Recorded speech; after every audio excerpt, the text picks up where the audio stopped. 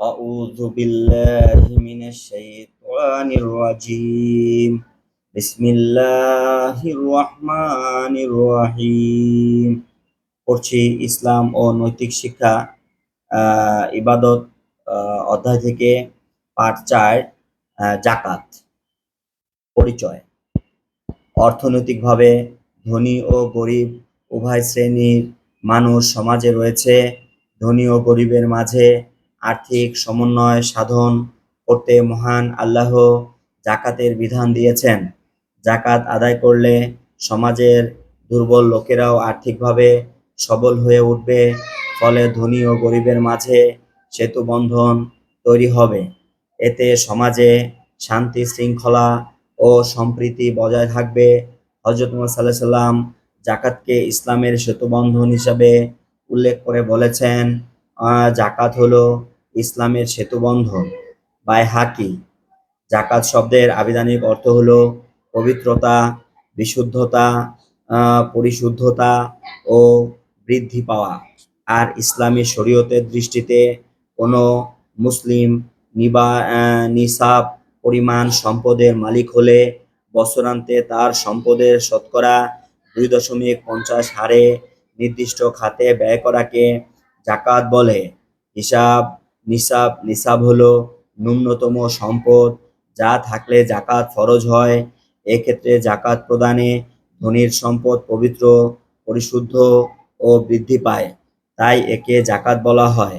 ইসলামের দৃষ্টিতে জাকাত গরিবের প্রতি ধনীর দয়া নয়, বরং এটা গরিবের অধিকার। তাই আল্লাহ জাকাত আদায় করাকে আবশ্যক করেছেন।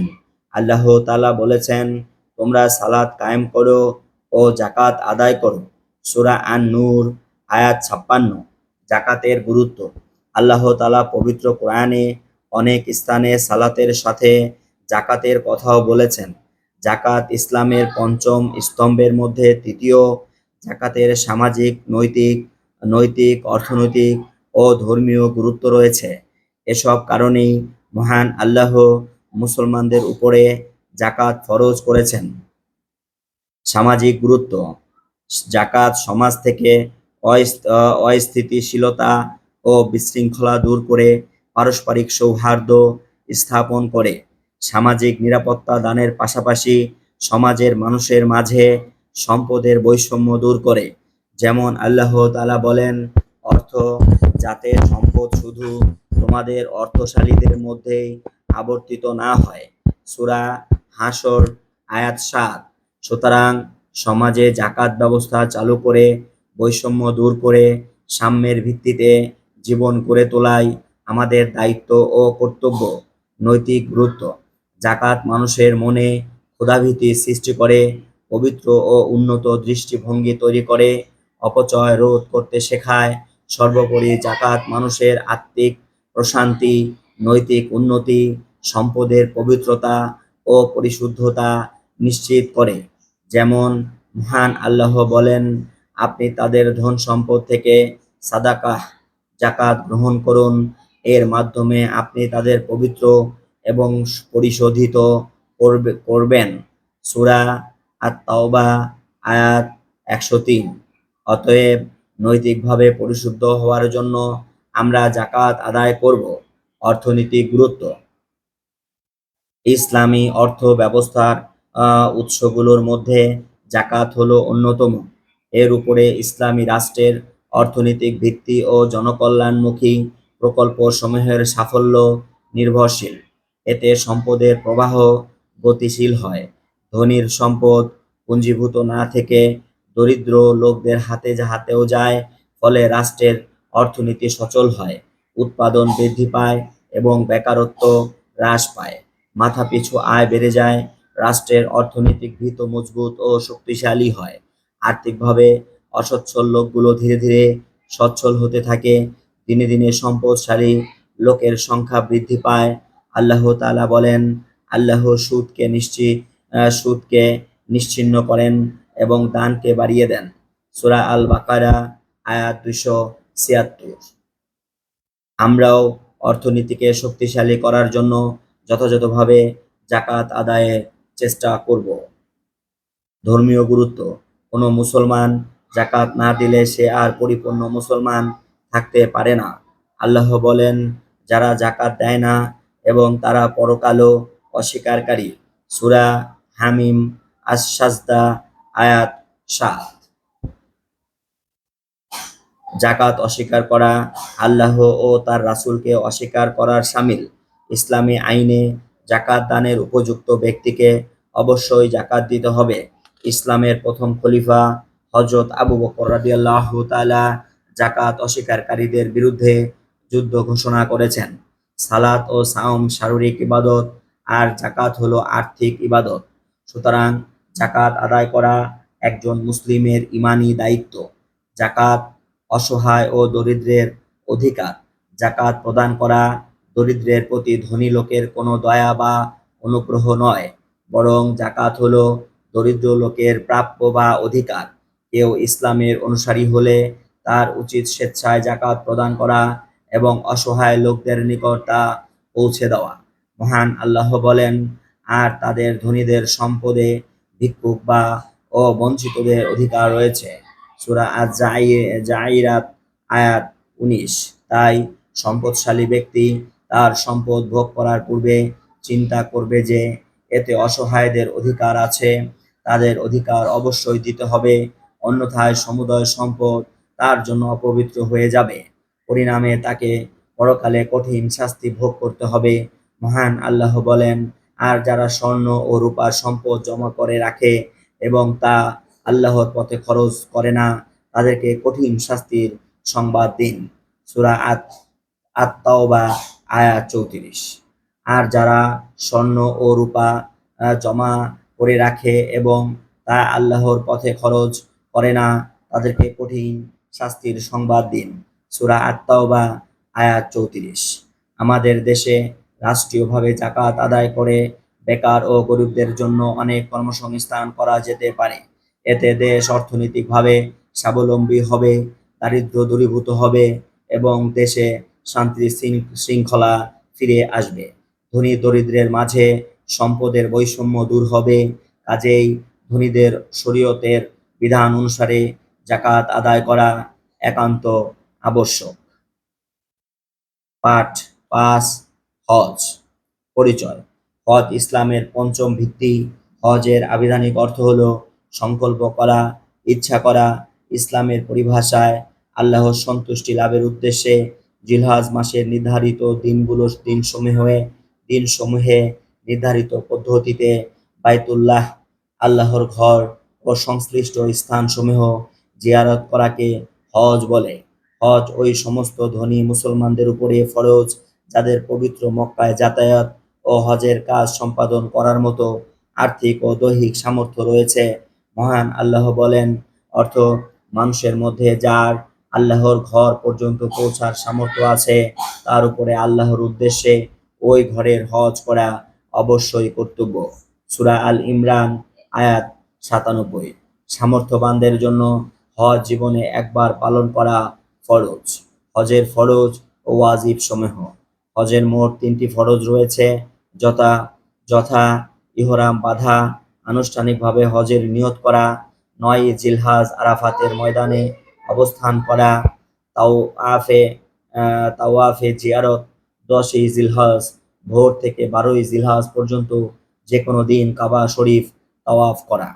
হজের ওয়াজিব ৭টি, যথা ৯ জিলহজ দিবাগত রাতে মুজদালিফা নামক স্থানে অবস্থান করা, সাফা ও মারওয়া পাহাড়দ্বয়ের মাঝে দৌড়ানো, ১০, ১১ ও ১২ই জিলহজ পর্যায়ক্রমে মিনায় ৩ দিন ৩টি নির্ধারিত স্থানে ৭টি করে কঙ্কর পাথর কণা শয়তানের উদ্দেশ্যে নিক্ষেপ করা, কুরবানি করা, মাথা কামানো ও চুল কেটে ছোট করা, বিদায়ী তাওয়াফ করা, এটি মক্কার বাহিরের লোকদের জন্য ওয়াজিব।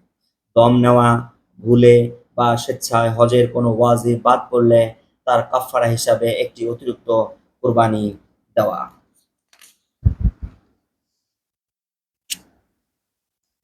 হজের ধর্মীয় গুরুত্ব। ইসলামে হজের গুরুত্ব অপরিসীম। আল্লাহ তাআলা পবিত্র কোরআনে সূরা হাজ নামে একটি সূরা অবতীর্ণ করেছেন। এছাড়াও পবিত্র কোরআনের বিভিন্ন স্থানে আল্লাহ হজের ব্যাপারে আয়াত অবতীর্ণ করেছেন। রাসূলুল্লাহ সাল্লাল্লাহু আলাইহি সাল্লাম থেকেও হজের গুরুত্বের ব্যাপারে অসংখ্য হাদিস বর্ণিত হয়েছে। রাসূলুল্লাহ সাল্লাল্লাহু আলাইহি সাল্লাম বলেন, মাকবুল, আল্লাহর নিকট গ্রহণীয় হজের বিনিময়ে জান্নাত ছাড়া আর কিছুই নেই। বুখারী, মুসলিম। হজের মাধ্যমে বিগত জীবনের গুনাহ মাফ হয়। মহানবী হযরত মুহাম্মদ সাল্লাল্লাহু আলাইহি সাল্লাম বলেছেন, যে ব্যক্তি হজ করে সে যেন নবজাতক শিশুর মতো নিষ্পাপ হয়ে যায়। ইবনে মাজাহ। হজ অস্বীকারী কাফির হয়ে যাবে। আমাদের উচিত আল্লাহর নিকট গ্রহণীয় হজ করার ব্যাপারে আল্লাহর সাহায্য চাওয়া। সামাজিক গুরুত্ব। হজের মাধ্যমে বিশ্ব ভ্রাতৃত্ব তৈরি হয়। প্রতি বছর বিশ্বের নানা প্রান্ত থেকে লক্ষ লক্ষ মুসলিম একই স্থানে সমবেত হয়। হজ বিশ্ব মুসলিমের মহা সম্মেলন। পবিত্র কোরআনে আল্লাহ বলেন, এবং মানুষের নিকট হজের ঘোষণা করে দাও, তারা তোমার নিকট মক্কায় আসবে পায়ে হেঁটে ও সর্বপ্রকার ক্ষীণকায় উটের পিঠে আরোহণ করে। তারা আসবে দূর দূরান্তের পথ অতিক্রম করে। সূরা আল হাজ, আয়াত ২৭।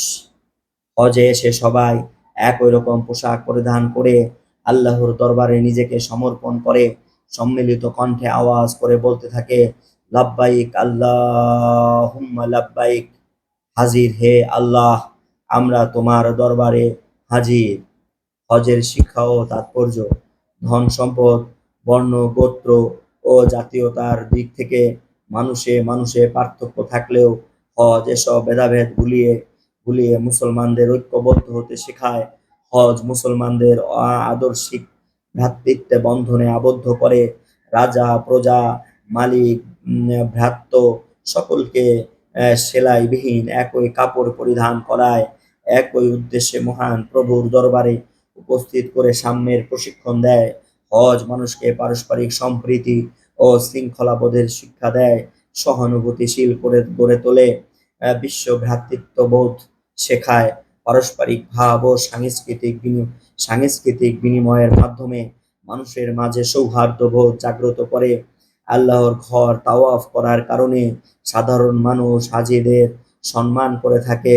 সুতরাং আল্লাহর রহমত পেতে হলে তার আদেশ পালনার্থে ধনী মুসলমানদের যত শীঘ্রই সম্ভব হজ আদায় করা উচিত। আমরাও হজ থেকে শিক্ষা লাভ করে বিশ্বজনীন ভ্রাতৃত্ববোধে বোধে উদ্বুদ্ধ হব। পাঠ ৬। মালিক শ্রমিক সম্পর্ক। অন্ন, বস্ত্র, বাসস্থান, শিক্ষা ও চিকিৎসা ইত্যাদি একজন মানুষের মৌলিক অধিকার। আর এই অধিকার অর্জনের লক্ষ্যে মানুষ প্রতিনিয়ত কাজ করে যাচ্ছে। মানুষ সামাজিক জীব। পৃথিবীর কোনো মানুষই একা তার সকল কাজ করতে পারে না। শিল্পায়নের এই যুগে জীবন ধারণের জন্য প্রত্যেক মানুষকেই একে অন্যের মুখাপেক্ষী হতে হয়। সমাজের বিভিন্ন স্তরে এক ব্যক্তির অধীনে একাধিক ব্যক্তি কাজকর্ম করে। এতে কেউই মালিক হয়, আবার কেউ হয় শ্রমিক। মালিকের সাথে শ্রমিকের সম্পর্ক অত্যন্ত নিবিড়। মালিক শ্রেণী যেমন শ্রমিক শ্রেণীর সাহায্য ছাড়া চলতে পারে না, তেমনিভাবে শ্রমিক শ্রেণীর দৈনন্দিন জীবন মালিক শ্রেণীর বেতন ভাতার উপরে অনেকটাই নির্ভরশীল। নির্দিষ্ট পারিশ্রমিকের বিনিময়ে অন্যের কাজ করে শ্রমের মূল্য গ্রহণ করা ঘৃণার কাজ নয়। আমাদের প্রিয় নবী হযরত মুহাম্মদ সাল্লাল্লাহু আলাইহি সাল্লাম ও শ্রমিকের কাজ করেছেন। তাকে জিজ্ঞাসা করা হলো, কোন প্রকারের উপার্জন উত্তম ও পবিত্র? তিনি বললেন, কোনো ব্যক্তির নিজ শ্রমের উপার্জন এবং সৎ ব্যবসা লব্ধ মুনাফা। বাইহাকি। ইসলাম অধীনস্থ লোকদের সাথে উত্তম ব্যবহার করতে নির্দেশ দিয়েছেন। আল্লাহ তাআলা বলেন, তোমরা পিতামাতা, আত্মীয় স্বজন, ইয়াতিম ও মিসকিনদের সাথে ভালো আচরণ করো এবং নিকট প্রতিবেশী, দূর প্রতিবেশী, সঙ্গী সাথী, মুসাফির ও তোমাদের অধীনস্থ যেসব দাস দাসী শ্রমিক রয়েছে তাদের প্রতিও সদয় হও। সূরা আন-নিসা, আয়াত ৩৬। মালিক ও শ্রমিকের মাঝে এক চমৎকার দৃষ্টান্ত আমরা হযরত আনাস রাদিয়াল্লাহু তাআলার জীবন থেকে পাই। তিনি বলেন, আমি ১০ বছর যাবৎ রাসূলুল্লাহ সাল্লাল্লাহু আলাইহি সাল্লামের খেদমত করেছি।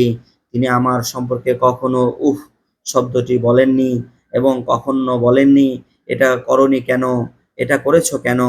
আমার বহু কাজ তিনি নিজ হাতে করে দিতেন। বুখারী। হযরত ওমর রাদিয়াল্লাহু তাআলা আমিরুল মুমিনিন ছিলেন।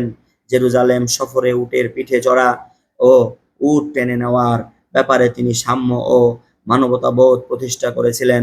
তিনি উটের পিঠে চড়া ও উটের রশি টানার বিষয়ে নিজের ও ভ্রাতৃদের মাঝে পালাক্রম ঠিক করে নিয়েছিলেন। মালিক শ্রমিকের এমন দৃষ্টান্ত ইতিহাসে বিরল। বিদায় হজের সময় রাসূল সাল্লাল্লাহু আলাইহি সাল্লামকে জিজ্ঞাসা করা হলো, একজন অধীনস্থ কর্মচারীকে কতবার ক্ষমা করা যেতে পারে? হযরত মুহাম্মদ সাল্লাল্লাহু আলাইহি সাল্লাম বলেছিলেন, দৈনিক ৭০ বার। তিরমিজি। মনিবের উচিত তার শ্রমিকের শক্তি ও সামর্থ্য বিচার করে তাকে কাজ দেওয়া। রাসূল সাল্লাল্লাহু আলাইহি সাল্লাম বলেছেন, তাকে তার সাধ্য ও সামর্থ্যের বাইরে কোনো কাজ দেওয়া যাবে না। মুসলিম। খাওয়া পড়া থেকে আরম্ভ করে সকল কাজে মালিক শ্রমিকের মাঝে কোনো বৈষম্য ইসলাম অনুমোদন করে না। শ্রমিকের মর্যাদা ও অধিকার সম্পর্কে হযরত মুহাম্মদ সাল্লাল্লাহু আলাইহি সাল্লাম বলেছেন, তারা যারা তোমাদের কাজ করে তোমাদের ভাই, আল্লাহ তাদেরকে তোমাদের অধীনস্থ করে দিয়েছেন। সে মালিক যা খায় তার অধীনস্থদেরও যেন তা খাওয়ায়। সে মালিক যা পড়ে তাদেরকেও যেন তা পড়তে দেয়। আর তাকে এমন কর্মভার দেবে না যা তার ক্ষমতার বাহিরে। এমন কাজ হলে তাকে যেন সাহায্য করে। বুখারী ও মুসলিম। খুব দ্রুত শ্রমিকের পারিশ্রমিক আদায়ের ব্যাপারে ইসলামের বিধান সুস্পষ্ট। হযরত মুহাম্মদ সাল্লাল্লাহু আলাইহি সাল্লাম বলেছেন, শ্রমিকের গায়ের ঘাম শুকানোর পূর্বেই তার পারিশ্রমিক দিয়ে দাও। ইবনে মাজাহ। পারিশ্রমিক দিতে অকারণে বিলম্ব করা সমীচীন নয়। শ্রমিক যাতে তার শ্রমের সঠিক মূল্য পায় সে ব্যাপারে রাসূল পাক সাল্লাল্লাহু আলাইহি সাল্লাম বলেছেন, মজুরির পারিশ্রমিক নির্ধারণ না করে তাকে কাজে নিয়োগ করো না। একইভাবে শ্রমিককেও তার মালিকের দেওয়া দায়িত্ব সঠিকভাবে পালন করার ব্যাপারে ইসলামে উৎসাহ দেওয়া হয়েছে।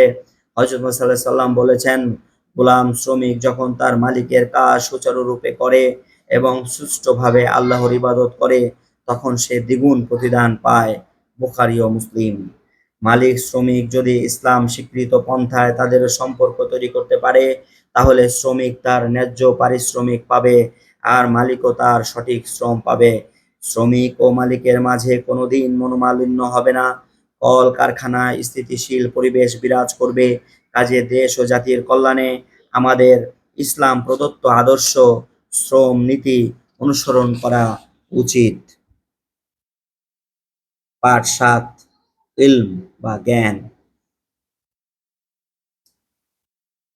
ইলম আরবি শব্দ, এর অর্থ হলো জ্ঞান বা জানা, অবগত হওয়া, বিদ্যা ইত্যাদি। ইসলামী পরিভাষায় ইলম হলো কোনো বস্তুর প্রকৃত অবস্থা উপলব্ধি করা। অপরদিকে ইসলাম অর্থ আনুগত্য করা ও আত্মসমর্পণ করা। তাই প্রতিটি মুসলিম কার আনুগত্য করবে এবং কিভাবে করবে, কার নিকট আত্মসমর্পণ করবে এবং কিভাবে আত্মসমর্পণ করবে তা অবশ্যই জানতে হবে। ইলম ব্যতীত তা জানা যাবে না। তাই ইসলামে ইলমের গুরুত্ব অপরিসীম। ইসলামে ইলমের গুরুত্ব ইসলামে ইলম জ্ঞান এর গুরুত্ব এত বেশি যে মহান আল্লাহ পবিত্র কোরআন নাজিলের সূচনা করেছেন পড়ুন শব্দ দ্বারা। আল্লাহ ঘোষণা করেছেন, পড়ুন আপনার প্রভুর নামে যিনি সৃষ্টি করেছেন। সূরা আলাক আয়াত ১। সুতরাং পড়ার মাধ্যমে জ্ঞানার্জন হয় বিধায় মনুষ্যত্বের বিকাশ ঘটাতে এবং পরিপূর্ণ মানুষ রূপে গড়ে উঠতে জ্ঞান চর্চা অপরিহার্য। জ্ঞানবান ব্যক্তি ও অজ্ঞ ব্যক্তি কখনো সমান হতে পারে না। জ্ঞান জ্ঞানীর মর্যাদা সমৃদ্ধ ও সমুন্নত করে। যেমন মহান আল্লাহ বলেছেন, তোমাদের মধ্যে যারা ঈমান এনেছে এবং যাদের জ্ঞান দান করা হয়েছে আল্লাহ তাদের মর্যাদায় সমুন্নত করবেন। সূরা আল মুজাদালা আয়াত ১১। ইসলাম জ্ঞানার্জনকে সকল মুসলিমের উপরে ফরজ করেছেন। মহানবী হযরত মুহাম্মদ সাল্লাল্লাহু আলাইহি সাল্লাম বলেছেন, ইলম জ্ঞান অন্বেষণ করা প্রত্যেক মুসলমানদের উপরে ফরজ। ইবনে মাজাহ। হযরত মুহাম্মদ সাল্লাল্লাহু আলাইহি সাল্লাম অন্যত্র জ্ঞানার্জনকে উত্তম ইবাদত বলে অভিহিত করেছেন। ইলমের অনেক শাখা প্রশাখা রয়েছে। এর মধ্যে যে ধরনের ইলম অর্জন করলে সত্য মিথ্যার পার্থক্য করা যায়, বৈধ অবৈধ বোঝা যায় এবং আল্লাহর নৈকট্য ও সন্তুষ্টি লাভ করা যায় তাই হলো উত্তম ইলম। ইলম এর প্রকারভেদ। ইলম দুই ভাগে বিভক্ত, যথা দ্বীনি ইলম ধর্মীয় জ্ঞান ও দুনিয়াবি ইলম পার্থিব জ্ঞান। দ্বীনি ইলম বলতে সাধারণত ইসলাম ধর্ম সম্পর্কিত জ্ঞানকেই বোঝায়, যেমন কোরআন, হাদিস, ফিকহ, তাফসির ইত্যাদি বিষয়ের জ্ঞান। আর দুনিয়াবি ইলম বলতে শুধু পার্থিব উন্নতির সাথে সম্পৃক্ত জ্ঞানকেই বোঝায়, যেমন গণিত, বিজ্ঞান, ভূগোল, সাহিত্য, পদার্থ, রসায়ন ইত্যাদি জ্ঞান। অন্যভাবে ইলমকে আবার দুই ভাগে ভাগ করা যায়, যথা গ্রহণীয় গ্রহণীয় জ্ঞান, বর্জনীয় জ্ঞান। গ্রহণীয় জ্ঞান হলো যে জ্ঞান ইহকাল ও পরকালে মানুষের কল্যাণে আসে, যেমন নৈতিক জ্ঞান, চিকিৎসা বিজ্ঞান, প্রকৌশল, পদার্থ, রসায়ন সহ সকল কল্যাণকর জ্ঞান। আর বর্জনীয় জ্ঞান হলো যে জ্ঞান মানুষের কোনো কল্যাণে আসে না, বরং যার দ্বারা ইহকাল ও পরকালে অকল্যাণ সাধিত হয়, যেমন অনৈতিক জ্ঞান, চুরি, ডাকাতি, অন্যায়, জুলুম, জঙ্গিবাদ ও সন্ত্রাসবাদ ইত্যাদি সম্পর্কে জ্ঞান লাভ করা। ইসলামের দৃষ্টিতে প্রত্যেক মুসলমানের জন্য ইসলামের প্রাথমিক জ্ঞান থাকা আবশ্যক। তবে প্রত্যেক সম্প্রদায় বা দেশ থেকে এক দলকে অবশ্যই ইসলাম ধর্মের জ্ঞানে পণ্ডিত হতে হবে, অন্যথায় সকলকেই আল্লাহর নিকট পরকালে কৈফিয়ত দিতে হবে। মহান আল্লাহ বলেন, তাদের প্রত্যেক দলের একটি অংশ বের হয় না কেন, যাতে তারা দ্বীন সম্বন্ধে জ্ঞান লাভ করতে পারে এবং তাদের সম্প্রদায়কে সতর্ক করতে পারে যখন তারা তাদের নিকট ফিরে আসবে। সূরা আত-তাওবা আয়াত 122। সুতরাং আমাদের মধ্যে একদল লোককে অবশ্যই দ্বীনের গভীর জ্ঞান অর্জন করতে হবে। ইসলামের দৃষ্টিতে দ্বীনি শিক্ষার ব্যাপারে যেমন গুরুত্ব রয়েছে, তেমনিভাবে পার্থিব শিক্ষা অর্জনেও গুরুত্ব রয়েছে। তবে তা অবশ্যই আল্লাহর কোনো বিধানের পরিপন্থী হতে পারবে না, বরং তার সাথে নৈতিকতার সমন্বয় থাকতে হবে। কারণ শিক্ষার সাথে নৈতিকতা থাকলেও কেবল মানুষের মনুষ্যত্ব বিকশিত হয়, আর শিক্ষার সাথে নৈতিকতা না থাকলে মানুষের মনুষ্যত্ব ধ্বংস হয়ে যায়। মূলত ইসলামের উদ্দেশ্য হলো মানুষের কল্যাণ করা। যেমন মহানবী সাল্লাল্লাহু আলাইহি সাল্লাম বলেছেন, দ্বীন হলো কল্যাণ করা মুসলিম। তাই যেসব ইলম মানব জীবনে কল্যাণ সাধন করে তা অর্জন করা অবশ্যই কর্তব্য। সুতরাং যে ইলম মানুষের ইহকালীন ও পরকালীন কল্যাণ সাধন করবে তা আমরা শিখব ও শিখাবো। পাঠ ৮, শিক্ষার্থীর বৈশিষ্ট্য। যে নিয়মিত লেখাপড়া করে এবং শেখার প্রতি আগ্রহী ও যত্নশীল থাকে তাকে শিক্ষার্থী বলা হয়। একজন প্রকৃত শিক্ষার্থীর কিছু বৈশিষ্ট্য থাকা আবশ্যক। নিম্নে একজন আদর্শ শিক্ষার্থীর উল্লেখযোগ্য কয়েকটি বৈশিষ্ট্য তুলে ধরা হলো।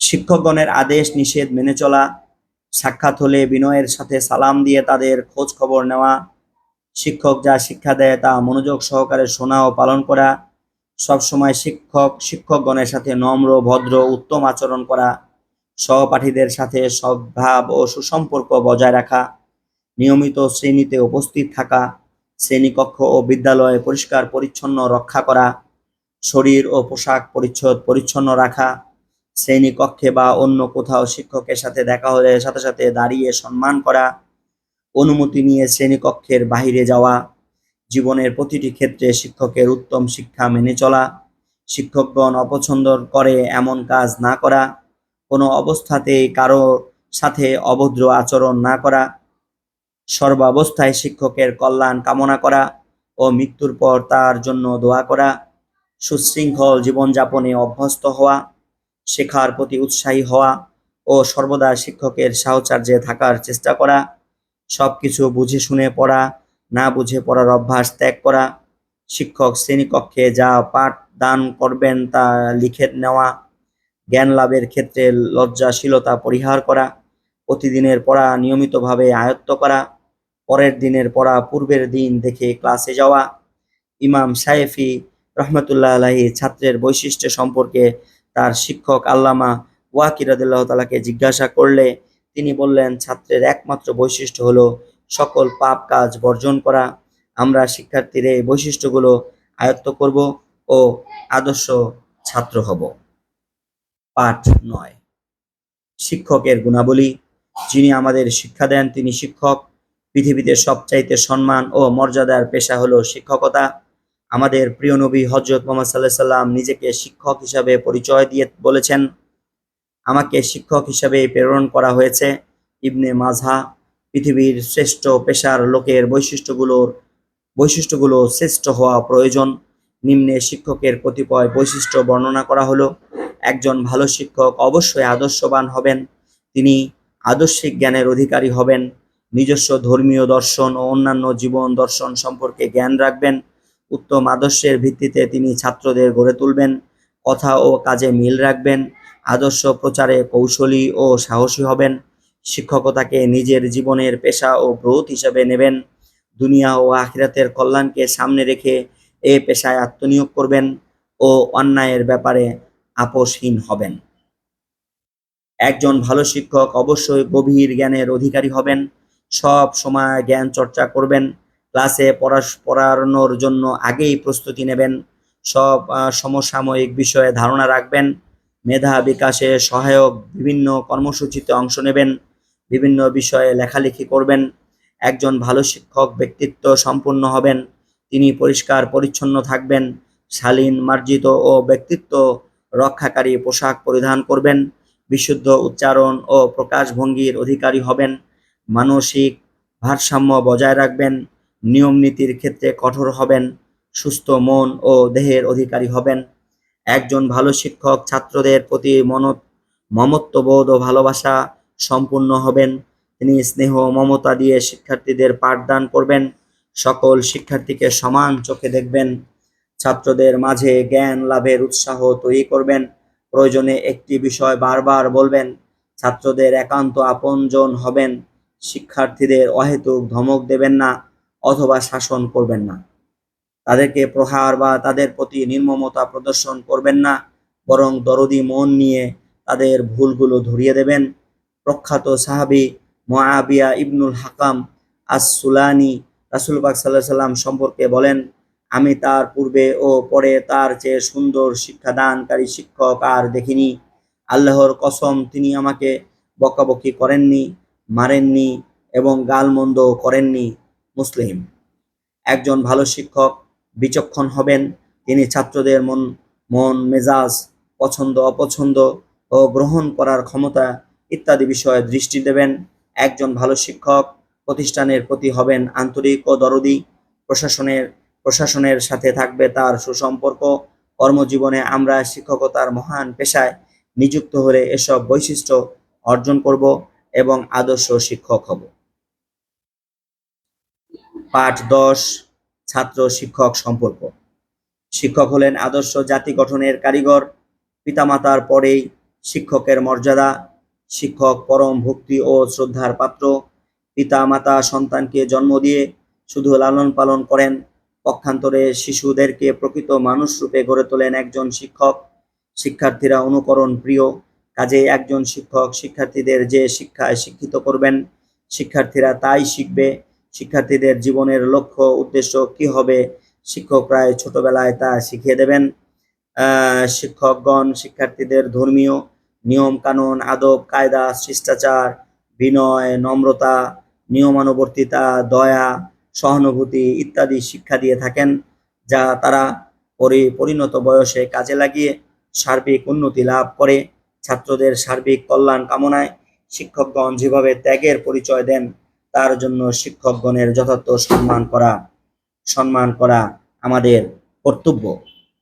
ছাত্র শিক্ষক সম্পর্ক হলো আত্মার সম্পর্ক। এটি পিতা পুত্রের সম্পর্কের ন্যায়।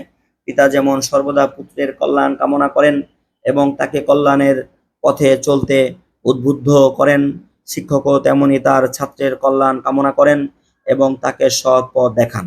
পুত্র তার পিতা থেকে সম্পদের উত্তরাধিকারী হয়, অন্যদিকে ছাত্র তার শিক্ষক থেকে জ্ঞানের উত্তরাধিকারী হয়। পুত্র যেমন পিতা থেকে প্রাপ্ত সম্পদের পরিচর্যা করে বড় সম্পদশালী হতে পারে, শিক্ষার্থীও তেমনি শিক্ষক থেকে প্রাপ্ত জ্ঞান সমৃদ্ধ করে বড় জ্ঞানী হতে পারে। নবী ও রাসূল সাল্লাল্লাহু আলাইহি সাল্লাম গণ হলেন শিক্ষক আর তাদের উম্মত হলো তাদের ছাত্র। রাসূলুল্লাহ সাল্লাল্লাহু আলাইহি সাল্লাম এই উম্মতের জ্ঞানীদেরকে নবীদের উত্তরাধিকারী বলেছেন। তিনি বলেন, আলেমগণ হলেন নবীদের উত্তরাধিকারী, তারা সম্পদ ও মালের উত্তরাধিকারী নন, বরং তারা হলেন জ্ঞানের উত্তরাধিকারী। তিরমিজি। সুতরাং পুত্র ও পিতার মাঝে যেমন উত্তরাধিকারের সম্পর্ক আছে, ছাত্র শিক্ষকের মাঝেও তেমন সম্পর্ক বিদ্যমান। তাই আমরা এই সম্পর্কের প্রতি শ্রদ্ধাশীল হব। ইসলামের চতুর্থ খলিফা হযরত আলী রাদিয়াল্লাহু তাআলা বলেছেন, যার কাছে আমি একটি শব্দ শিখেছি, আমি তার দাস।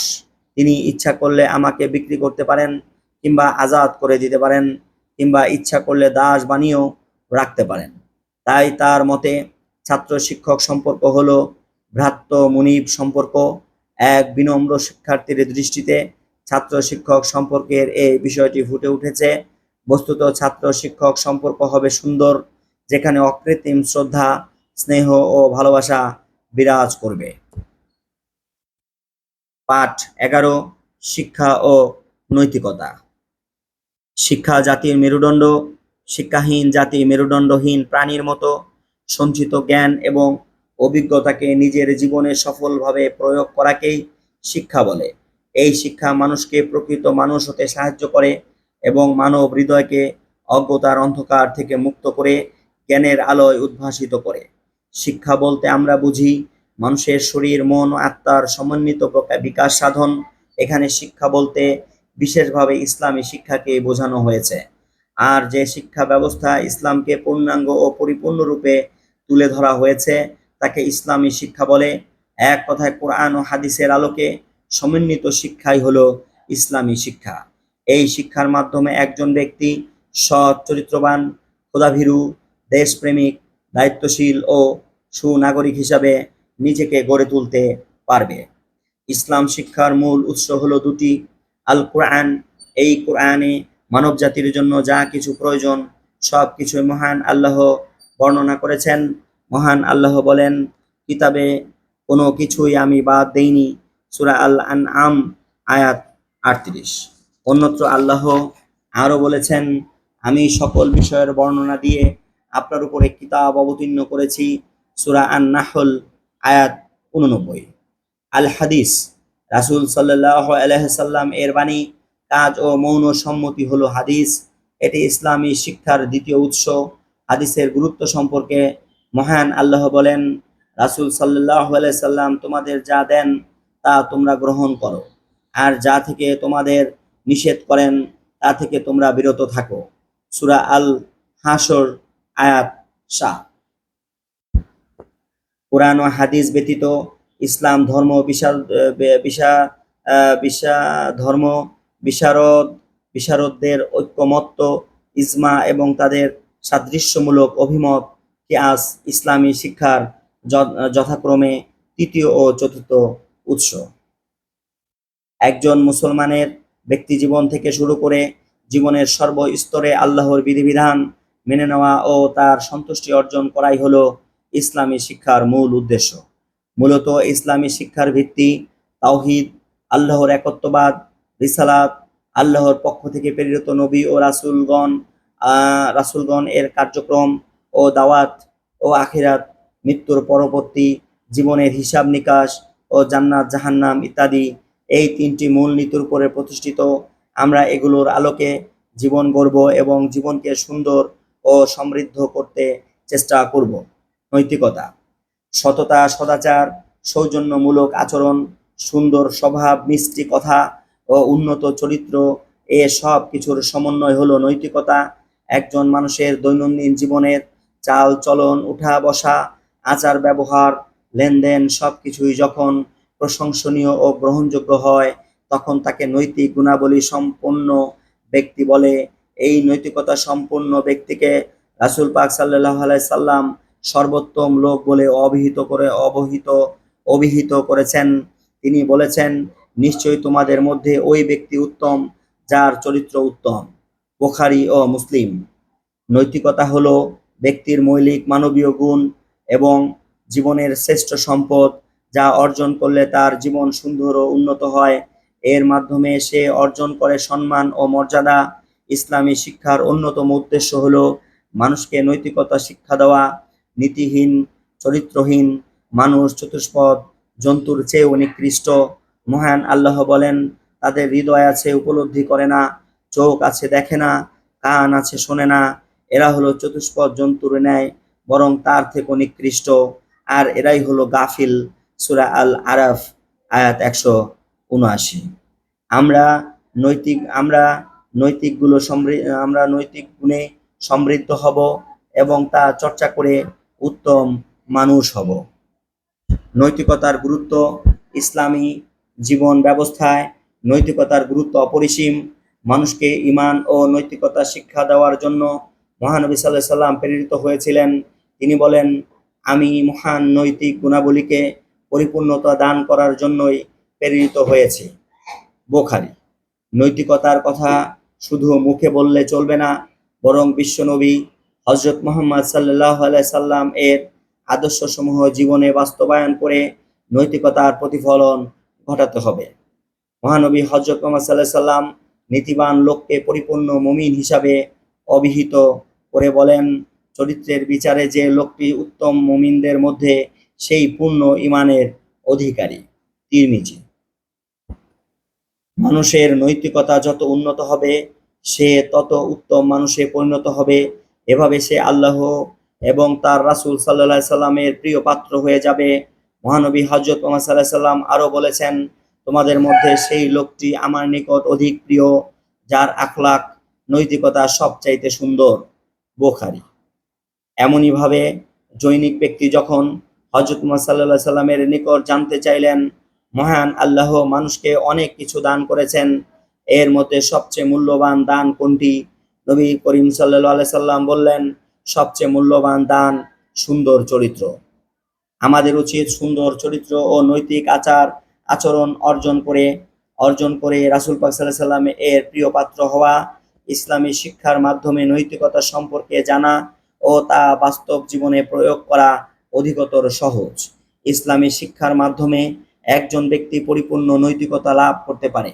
তাই বলা যায় যে নৈতিক শিক্ষা ইসলামী শিক্ষার অবিচ্ছেদ্য অংশ।